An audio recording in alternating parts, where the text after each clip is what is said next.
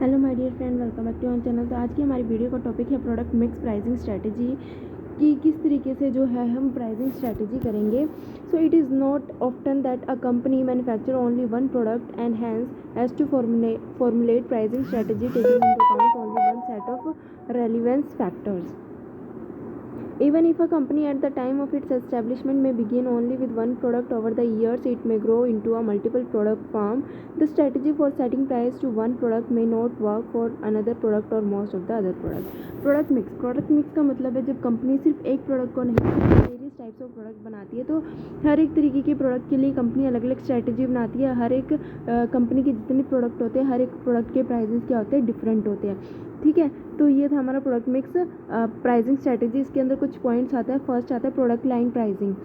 Companies manufacture a product line means different variation of the same product, such as different capacity of the refrigerator, various model of cars, all varieties of toilet soap, etc.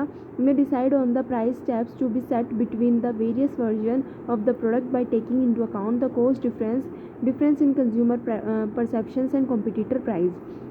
Product line pricing के अंदर क्या आता है कि एक company क्या करती है, एक पर्टिकुलर प्रोडक्ट, एक सेम प्रोडक्ट के लिए बहुत सारे वर्जन निकाल देती है। जैसे कि अगर हम बात करते हैं कोई भी अगर पैकेट की बात करते हैं तो उसके 250 ग्राम के पैकेट, आधा किलो के पैकेट, ठीक है, 1 किलो के पैकेट, 5 किलो के पैकेट, 10 किलो के पैकेट। तो इस तरीके से एक कंपनी ने सेम प्रोडक्ट के डिफरेंट वर्जन निकाल दिए और जो हर एक वर्जन है, हर एक वर्जन का अलग अलग रेट है। ठीक है, हर एक की जो कैपेसिटी है उसके अकॉर्डिंग उनके जो है रेट को डिसाइड किया गया। ये था प्रोडक्ट लाइन प्राइसिंग। इसमें एग्जांपल भी दिया गया है ताकि और क्लैरिटी आए कि एक्चुअल में है क्या। Suppose your company is manufacturing colour TV. Your company is manufacturing color TV of various model of 14-inch TV, 21-inch TV, 25-inch TV, 29-inch TV. Normally the price of the 14-inch TV would be lower and 29-inch TV price would be highest. Here you have to decide the price of each of these four model in comparison with each other, taking into account cost factors, technical features, consumer segmentation, consumer perceptions about the model price of the comparable model of the competitor model, etc. तो यहाँ पे हमने एक ही product को लिया है, that is TV के अलग अलग वर्जन आ चुके हैं, 14 इंचज़ का, 29 इंचज़ का। तो हर एक के फीचर्स के अकॉर्डिंग, हर एक की कैपेसिटी के अकॉर्डिंग जो है यहाँ पे प्राइस को डिसाइड किया जा रहा है। सेकंड आता है हमारा optional product pricing. Optional product pricing क्या कहता है? In this strategy buyer is given the option to buy accessory product along with the main product. For example, along with the TV set you may sell other accessories like TV stand, TV cover, remote, voltage stabilizer, etc. So similarly, central locking system, car stereotyping. Similarly, central locking system, car stereo, gear lock, seat cover, perfume, etc. are optional product you may or may not buy along with the car. There will be a base price for the main product and each of the options offered will have separate price. So the company has to decide which item to build into the base price and which to offer as a options. तो यहाँ पे जैसे कि हमने एक example लिया कि आप टीवी का अगर बिजनेस कर रहे हो तो उसके साथ अदर एसेसरीज को भी सेल आउट कर सकते हो। ठीक है, उनके बेसिस पे जो है प्राइस को सेट कर सकते हो कि मेन जो आपका गुड्स है वो कौन सा और उसके साथ आप क्या अदर ऑप्शंस जो है ऑफर करने जा रहे हो। ठीक है, तो ये है ऑप्शनल प्रोडक्ट प्राइजेस। अब यहाँ पे कहा गया कि the pricing strategy should be careful workout in such a way that the most of the option should not remain unsold. So at the same time, buyer should not feel that he is forced to pay unnecessary for the option separately while the accessory should have come free with the main product. यानी कि ध्यान में ये रखना होता है कि ऐसे ऑप्शन को रखना चाहिए अलग से कि जिसको कंज्यूमर लगे कि हाँ हम सेपरेटली खरीद सकते हैं। अननेसेसरी कोई चीज़ जो कार के साथ अगर मिल रही है तो उसको भी जो है ऑप्शन में नहीं रखना चाहिए। ठीक है, उसके बाद आता है, फर्स्ट हमने पढ़ लिया था कि हमारा जो प्रोडक्ट लाइन के बारे में कि एक सेम प्रोडक्ट की जो डिफरेंट क्वांटिटीज़ को या डिफरेंट जो है कैपेसिटी को ऑफर किया जा रहा है। सेकंड, ऑप्शनल प्रोडक्ट स्ट्रेटजी की हमारे जो मेन प्रोडक्ट है उसके साथ अदर हम क्या ऑप्शन जो है वो ऑफर कर सकते हैं जो कि किसके साथ रिलेटेड है, उस पर्टिकुलर मेन प्रोडक्ट के साथ रिलेटेड है। उसके बाद आता है हमारा captive product pricing. Captive product pricing क्या होता है? There are certain product which can't be use without the certain other product. Example की अगर हम बात करते हैं so safety razor with razor blade. ठीक है, उसके बाद आता है shaving cream, safety razor with razor blade and shaving cream, toothpaste with toothbrush, camera with film, computer with software, fountain pen with ink, So etc. Manufacturer of such complementary product may use captive product pricing strategy where the main product is priced low while the supplies can be priced relatively high. Companies which are in the business of only the main product will then find themselves priced out from the market. So this is also the strategy being followed by companies in the business of durable consumer goods such as car, TV sets, refrigerator, etc., where the spares, components and services are charged relatively high while the relatively low price of the main product make them competitive. तो यहाँ पे captive product pricing का मतलब क्या होता है कि जब हम जो है मेन प्रोडक्ट के साथ अदर प्रोडक्ट को भी सेल कर रहे हैं, मीन्स अगर हम बात करें टूथपेस्ट की, तो टूथपेस्ट के साथ हम क्या टूथब्रश भी क्या कर रहे हैं, सेल कर रहे हैं. तो आपने देखा होगा कि जो मेन प्रोडक्ट है वो क्या है, टूथब्रश के साथ की जो प्राइस है वो क्या है, लो है. लेकिन अगर टूथपेस्ट की बात करते हैं तो इसकी प्राइस क्या है, हाई है. ठीक है, तो इस तरीके से ही जो है वो डिसाइड किया जाता है कि क्या ऐसी सर्विसेज है, मेन प्रोडक्ट कौन सा है और उसके साथ जो है वो कंपोनेंट या सर्विसेज कौन सी प्रोवाइड की जा रही है. So in the case of services, the strategy is called two-part pricing. The price of the service comprises two parts, a fixed fees and a variable usage fees. For example, telephone charges charge a fixed monthly rent plus charges for call made during the period over and above the minimum number of free calls.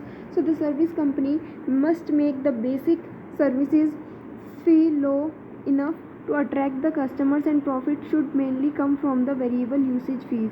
अब इसमें क्या कहा गया कि company क्या करती है, telecommunication company की अगर हम बात करें, टेलीफोन कंपनी की बात कर रहे हैं, तो वो क्या कर रही है, मंथली रेंट जो है चार्ज करती है. ठीक है, एक फिक्स अमाउंट तक देती है कि भाई आप इतनी कॉल कर सकते हो, इतने टाइम पीरियड के लिए कॉल कर सकते हो. लेकिन अगर कोई उससे ज़्यादा कॉल करता है तो उससे ज़्यादा जो है अमाउंट कंपनी चार्ज करती है. तो जो फिक्स मंथली रेंट होते हैं उसके तो अमाउंट लोअर होते हैं, लेकिन जो मैक्सिमम जो अर्निंग होती है कंपनी की वो कहाँ से होती है, जो वेरिएबल यूसेज फीस होती है वहाँ से कंपनी की मैक्सिमम अर्निंग होती है. उसके बाद आता है हमारा नेक्स्ट पॉइंट, वो है by product pricing. By product pricing क्या होता है, in a number of industry production of main product through up by product which also find usage. For instance, a number of byproduct emerges in petroleum refining. The same in the case in many chemical industries. In the cashew industry, extraction of cashew kernel through cashew nut shells, liquid cashew apple. Famous drink Fanny means which are popular in Goa is extracted from cashew apples. So using byproduct pricing, a company can keep the price of the main product competitive. At the same time, companies also find a way for disposing of the byproduct. byproduct का मतलब क्या होता है, जब company एक किसी particular main product में से और बहुत सारे प्रोडक्ट को निकाल लेती है. जैसे कि अगर हम पेट्रोलियम की बात करते हैं, पेट्रोलियम रिफाइनिंग की, तो इसके अंदर से क्या किए जाते हैं, बहुत सारे केमिकल निकाले जाते हैं, बहुत सारे जो है ऑयल वगैरह निकाले जाते हैं जो पेट्रोल को रिफ़ाइन किया जाता है. इसी तरीके से अगर हम कैशू नट की बात करें तो वहाँ पे भी जो है वो कैशू एप्पल आता है, उसका जो है वो ड्रिंक बनती है. तो इस तरीके से मेन प्रोडक्ट में से बहुत सारे जो है हम प्रोडक्ट को निकाल देते हैं. सो कंपनी क्या करती है, जो मेन प्रोडक्ट है उसके प्राइस को तो कॉम्पिटिटिव रखती है और बाकी अदर प्रोडक्ट के प्राइसेस को क्या करती है, डिसाइड करती है, उसको उनको भी सेल आउट करती है. ठीक है, उनसे भी अर्निंग करती है. उसके बाद हमारे जो नेक्स्ट पॉइंट आता है वो आता है product bundle pricing. Product bundle pricing क्या होता है, under this strategy seller can combine a number of their product and offer the bundle at the attractive prices. For example, it is a common experience during the festival season. Retailer offer durable goods like refrigerator, washing machine, TV as a bundle at a single price which is much lower than the total price you pay for each of them separately. So tour operator often offer package tour which include air travel, hotel and food, sightseeing, insurance, visa fees, airport taxes, local travel, etc. So the price of the total package has often been found much lower than the sum total of the prices of each item separately. If the product bundle is priced attractively, it will stimulate the sale of all the item in the bundle. कई बार क्या होता है, एक company क्या करती है, जितने भी कंपनी के पास प्रोडक्ट होते हैं उनको एक बंडल के रूप में बना के बेचती है, कंबाइन करके बेचती है, और जो कॉम्बिनेशंस होते हैं उनके जो प्राइजेस होते हैं बंडल में वो क्या होते हैं, कम होते हैं. जैसे कि एक बंडल बना दिया company, TV, refrigerator, washing machine, ऐसे 4-5 आइटम एक साथ बेच रही है, तो उसके जो प्राइस है वो क्या है, कम है अगर वो सेपरेटली एक एक आइटम को. तो ये था आज का हमारा टॉपिक जिसमें हमने ये पढ़ा कि अगर मान लो एक कंपनी जो है वो एक प्रोडक्ट ना सेल करके डिफरेंट प्रोडक्ट को सेल करती है तो उसकी जो प्राइसिंग स्ट्रेटजी है कंपनी की वो किस तरीके से होगी, किस तरीके से जो है प्राइस को सेट किया जाएगा। फर्स्ट आता है हमारा प्रोडक्ट लाइन प्राइसिंग, यानी कि जब एक कंपनी एक सेम प्रोडक्ट के जो है डिफरेंट वर्जन्स को निकालती है, डिफरेंट कैपेसिटी को निकालती है, तो उसको हम बोलते हैं प्रोडक्ट लाइन प्राइसिंग।